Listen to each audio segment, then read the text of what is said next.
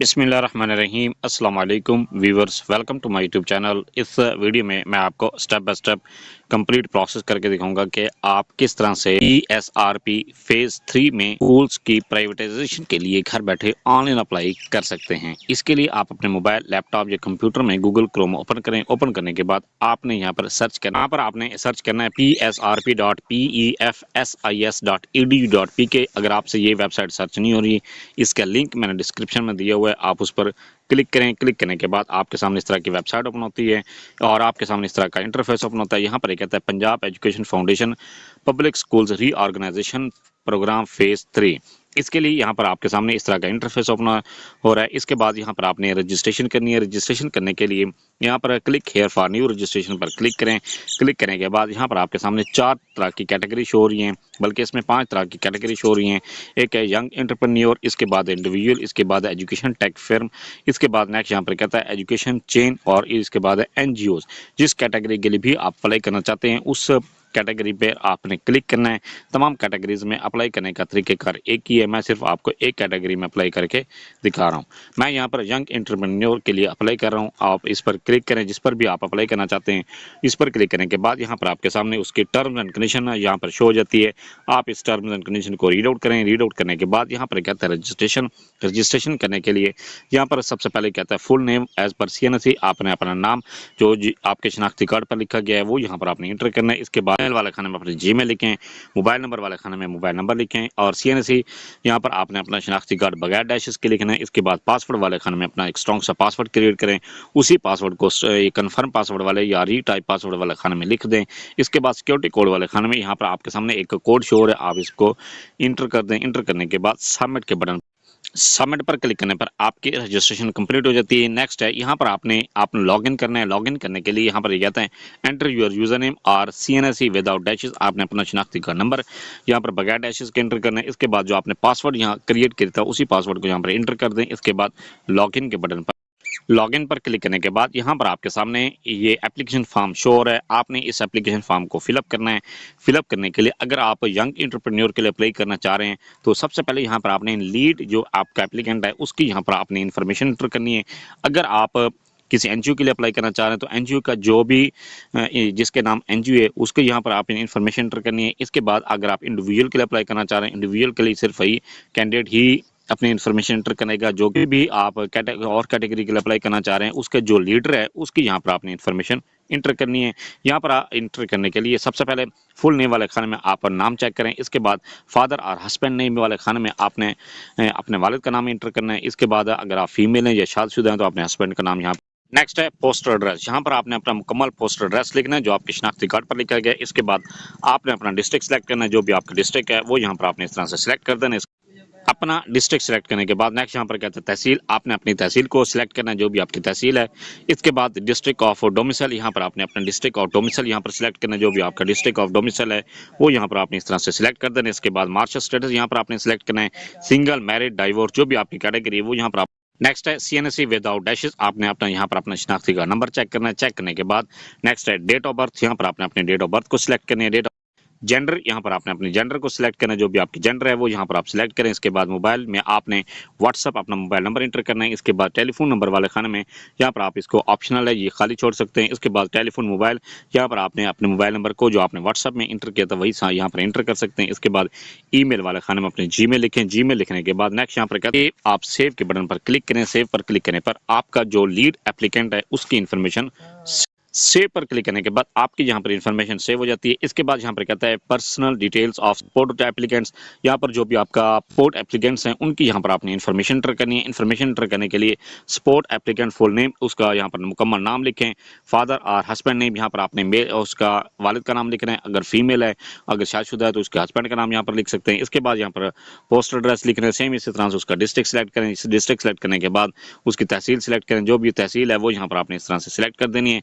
इसके बाद district of domicile यहाँ पर आपने सिलेक्ट करना है। ये सिलेक्ट करने के डिस्ट्रिक्ट ऑफ डोमिसाइल सिलेक्ट करने के बाद नेक्स्ट यहाँ पर कहता है डेट ऑफ बर्थ। यहाँ पर आपने डेट ऑफ बर्थ को सिलेक्ट करना है। इसके बाद CNSE विदाउट डैशेस, यहाँ पर शनाख्ती कार्ड नंबर लिखें बगैर डैशेस के। इसके बाद उसका मोबाइल नंबर लिखना है। इसके बाद व्हाट्सअप नंबर लिखना है। इसके बाद उसकी ईमेल लिखनी है और इसके बाद जेंडर सेलेक्ट करनी है। मेल है तो मेल सेलेक्ट कर दें, फीमेल है तो फीमेल सेलेक्ट कर दें। इसके बाद ऐड के बटन पर क्लिक करेंगे।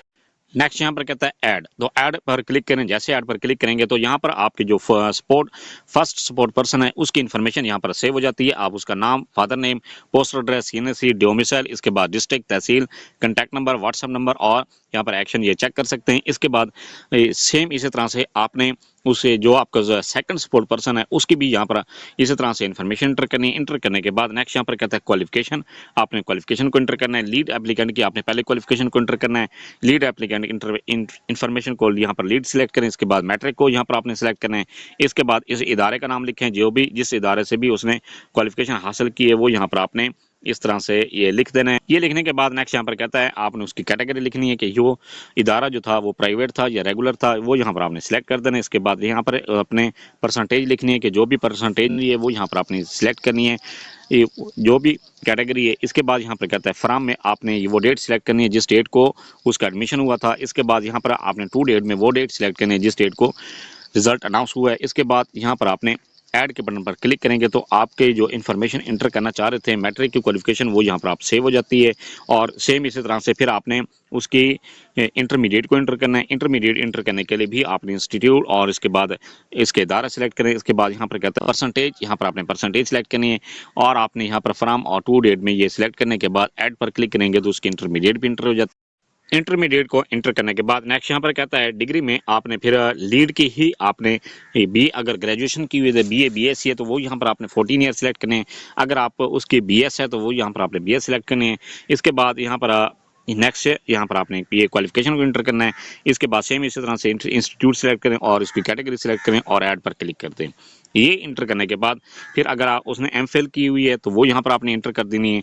इंटर करने के बाद फिर सेम इसी तरह से उसने पीएचडी की भी आपने इन्फॉर्मेशन इंटर करनी है, अगर पीएचडी की हुई है तो वो इंटर करने के बाद जब आप ये तमाम इंटर कर लेते हैं तो आपके जो लीड एप्लीकेंट है उसकी इन्फॉर्मेशन सारी सेव हो जाती है।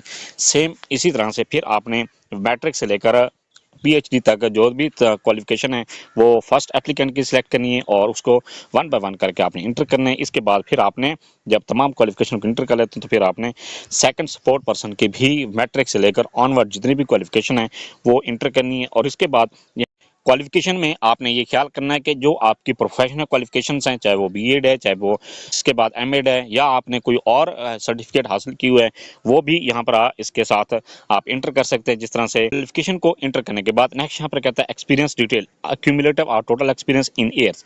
यहाँ पर आपने टोटल एक्सपीरियंस को इंटर करना है। टोटल एक्सपीरियंस इंटर करने से पहले आपने यहाँ पर लीड एप्लीकेंट की और फर्स्ट सपोर्ट एप्लीकेंट और इसके बाद सेकंड सपोर्ट एप्लीकेंट का वन बाय वन करके एक्सपीरियंस इंटर करना है। एक्सपीरियंस इंटर किस तरह से आपने करना है, पहले आपने जो भी कैटेगरी सिलेक्ट करें वो यहाँ पर आपने, चाहे लीड एप्लीकेंट है तो उसको यहाँ पर सिलेक्ट करें। इसके बाद नेम ऑफ एम्प्लॉयर, जिस इदारे में वो काम करता रहा है, जिस जहाँ पर भी वो पढ़ाता रहा है, जो भी काम करता रहा है वो यहाँ पर आपने इसका नाम लिख देना है। इसके बाद डेजिग्नेशन, उसका यहाँ पर डेजिग्नेशन ओहदा लिखना है, जो भी ओहदा था वो यहाँ पर आपने इस तरह से सिलेक्ट कर देना है।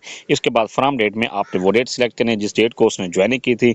इसके बाद टू में आपने वो डेट सिलेक्ट करनी है जिस डेट को उसने सारा छोड़ दिया था। इसके बाद यहाँ पर कहता है एक्सपीरियंस इन ईयर्स, जैसे आप एंड डेट सिलेक्ट करेंगे तो टोटल एक्सपीरियंस यहाँ पर एक्सपीरियंस काउंट हो जाता है। इसके बाद ऐड के बटन पर क्लिक करेंगे, ऐड पर क्लिक करने पर एक्सपीरियंस से इंटर हो जाता है। सेम इसी तरह से अगर एक से ज़्यादा डिपार्टमेंट में उसका एक्सपीरियंस है तो लीड का अगर एक से ज़्यादा डिपार्टमेंट में एक्सपीरियंस है, वन बाय वन करके आपने इसी तरह से इंटर करना है।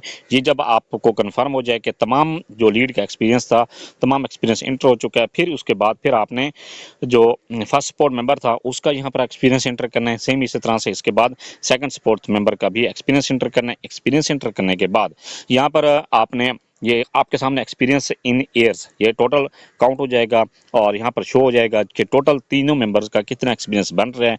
उसको कैलकुलेट करने के बाद आपने यहाँ पर एक्यूमुलेटिव और टोटल एक्सपीरियंस इन ईयर्स में यहाँ पर लिख देना है। ये लिखने के बाद नेक्स्ट है यहाँ पर कहता है स्कूल्स, ये स्कूल आपने सिलेक्ट करना है। स्कूल सिलेक्ट करने से पहले स्कूल सिलेक्ट करने के लिए यहाँ स्कूल सिलेक्ट करने के लिए यहाँ पर टॉप पर ही आपके सामने ऑप्शन दे रहा है सिलेक्ट स्कूल्स, आप स्कूल सिलेक्ट करें। स्कूल सिलेक्ट करने के लिए यहाँ पर आपके सामने ये कहता है नॉमिनेट स्कूल, आपने पहले डिस्ट्रिक्ट को सिलेक्ट करना है, जिस डिस्ट्रिक्ट से भी आप बिलोंग करते हैं वो यहाँ पर आपने सिलेक्ट कर देना है। इसके बाद यहाँ पर तहसील सिलेक्ट करनी है। इसके बाद यहाँ पर सर्च पर क्लिक करें।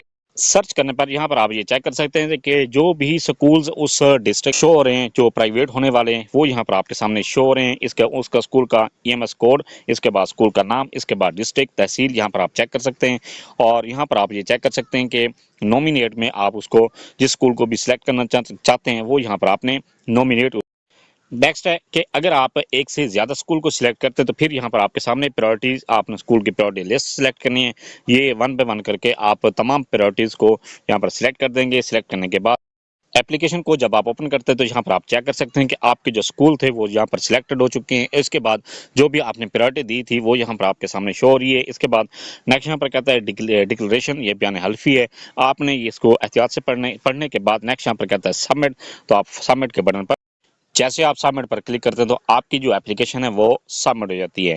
नेक्स्ट वीडियो में मैं आपको ये बताऊंगा कि आपने इसका चालान किस तरह से जनरेट करना। इसके बाद एक और वीडियो भी मैं बना दूंगा कि आपने जो डॉक्यूमेंट सेंड करने हैं वो कौन कौन से डॉक्यूमेंट सेंड करने हैं, और डॉक्यूमेंट सेंड करने में के दौरान आपने कौन कौन सी डॉक्यूमेंट्स को साथ अटैच करने हैं, और क्या क्या आपने डॉक्यूमेंट्स में एहतियात करनी है ताकि आपके कोई भी नंबर मिस ना हो। तो मिस्टेक आपने कौन कौन सी नहीं करनी, क्योंकि लास्ट भी जो सेकंड फेज था उसमें कैंडिडेट्स ने मिस्टेक की थी जिनकी वजह से नंबर तो बन रहे थे, और डॉक्यूमेंट्स में मिस्टेक की वजह से स्कूल अलॉट नहीं की। ये था सारा प्रोसेस कि आप किस तरह से ESRP फेज 3 के लिए घर बैठे ऑनलाइन अप्लाई कर सकते हैं।